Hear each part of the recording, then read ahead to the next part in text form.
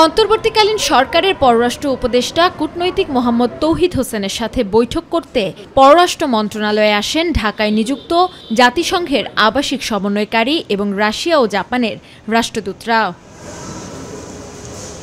বৈঠক শেষে জাতিসংঘের আবাসিক সমন্বয়কারী গোয়েন লুইস সাংবাদিকদের জানান, জাতিসংঘের অর্থায়নে সাম্প্রতিক হত্যাকাণ্ডের তদন্ত করবে তারা।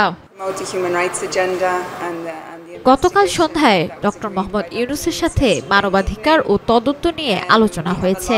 বাংলাদেশে জাতিসংঘের 15টি সংস্থা রয়েছে যারা এ সংক্রান্ত কাজ করে থাকে। তারাই আমাদের তদন্তে জনবল সহ অন্যান্য সহযোগিতা করবে। পরে রাশিয়া ও জাপানের রাষ্ট্রদূতরা জানান, ক্ষমতায় কে আসবে তাতে কিছুই যায় আসে না।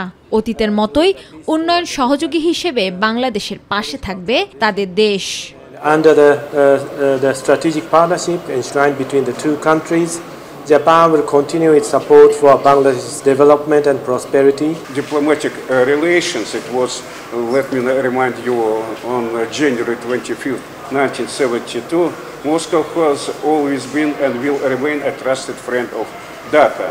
এদিকে পররাষ্ট্র উপদেষ্টা কূটনৈতিক মোহাম্মদ তৌহিদ হোসেন বৈঠক শেষে বলেন, বর্তমান সরকারও চায় জাতিসংঘ সাম্প্রতিক ঘটনার নিরপেক্ষ তদন্ত করুক।